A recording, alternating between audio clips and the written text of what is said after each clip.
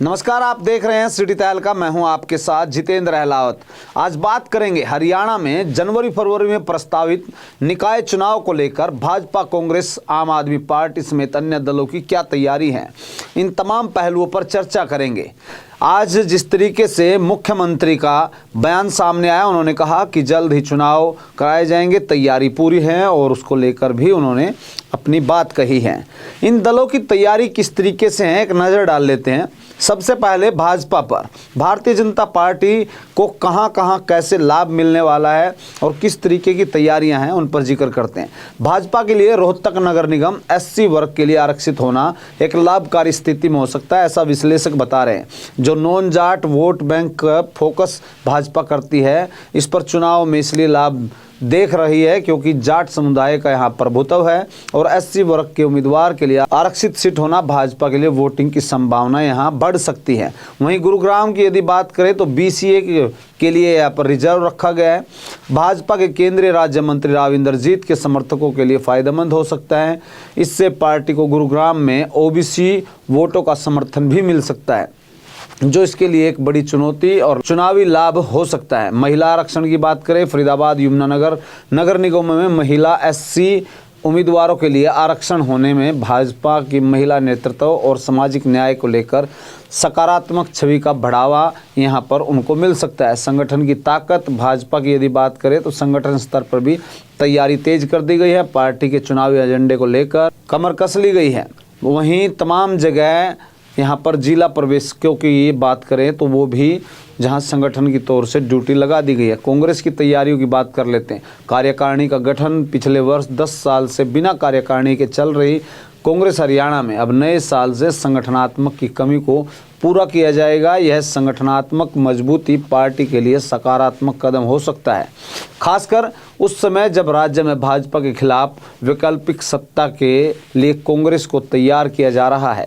गुटबाजी की यदि बात करें तो ये बड़ी चुनौती है अभी भी। हालांकि कांग्रेस में गुटबाजी अभी भी एक बड़ी चुनौती बनी हुई है। हरियाणा कांग्रेस में कई गुट हैं और नए जिला अध्यक्षों की नियुक्ति पर पार्टी में विवाद हुआ है। इसके बाद से चुनावी रणनीतियों में एकजुटता की कमी महसूस की जा सकती है।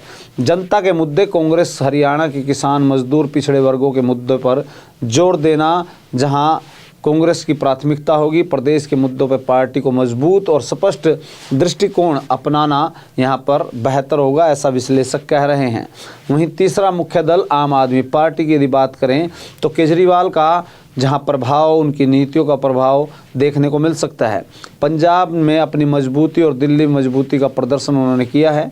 हरियाणा में भी उपस्थिति को मजबूती से स्थापित करने की कोशिश यह पार्टी कर सकती है। पूर्व मुख्यमंत्री अरविंद केजरीवाल और दिल्ली सरकार की योजना जैसे मोबाइल, अस्पताल, शिक्षा नीति, स्वास्थ्य सेवाओं को प्रचलित करने की संभावना, जो कि एक बड़े मुद्दे स्थापित करके दिखाए हैं। स्थानीय मुद्दों पर आम आदमी पार्टी बिजली, पानी, स्वास्थ्य, शिक्षा और चिकित्सा को लेकर, बेरोजगारी जैसे मुद्दे को लेकर भाजपा कांग्रेस से अधिक आक्रामक तरीके से संवाद कर सकती है। उनका स्टाइल ये कहीं ना कहीं देखा गया है, ऐसा भी विश्लेषकों का मानना है। अब आम आदमी पार्टी की रणनीति मुख्य तौर पर भ्रष्टाचार और स्थानीय मुद्दों पर जहां अधिकतर देखने को मिलती है, लेकिन पार्टी को यहां पर भाजपा और कांग्रेस के बड़े पैमाने पर समर्थकों से मुकाबला करना एक चुनौती रहेगी।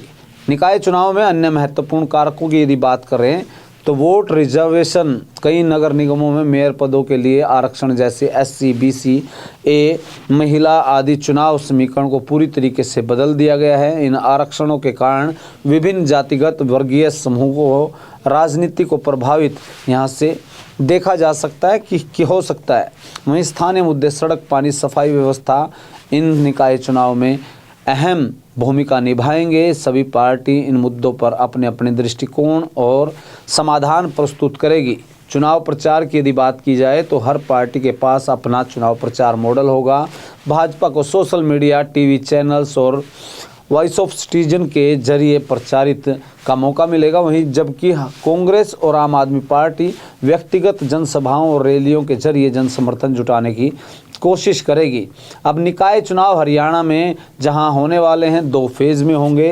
राजनीतिक दलों के लिए अहम परीक्षा होगी और क्योंकि आगामी विधानसभा, लोकसभा चुनाव के लिए भी एक टोन सेट करेंगे भाजपा, कांग्रेस और आप सभी अपनी अपनी तैयारियों में मैदान में होंगे और यह चुनावी जंग न केवल नगर निगमों की सत्ता के लिए होगी बल्कि आगामी चुनाव के लिए अपनी पार्टी की स्थिति को प्रभावित और मजबूत करने के लिए देखी जा रही है। अब देखना दिलचस्प होगा कि किस तरीके से कौन सी पार्टी चुनावी मैदान में उतरती है। अब तक के लिए इतना ही। देखते रहें सिटी तहलका। नमस्कार।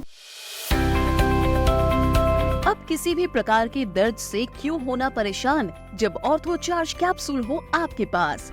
सभी प्रकार के दर्द में आयुर्वेदिक पद्धति पर आधारित रामबाण इलाज कबीर औषधालय का ऑर्थो चार्ज ऑयल कैप्सूल और सिरप आपको देता है तुरंत आराम। अनेक प्रकार के दर्द जैसे sciatica, spondylitis, rheumatic pain, arthritis, lumbar pain, सभी दर्द को दूर करने का रामबाण इलाज 100% आयुर्वेदिक जड़ी बूटियों से बनाया गया ऑर्थो चार्ज कैप्सूल और ऑयल एक बार प्रयोग में अवश्य लाएं। अधिक जानकारी के लिए संपर्क करें। एड्रेस कबीर औषधालय, सेक्टर 14, सोनीपत, दिल्ली, NCR।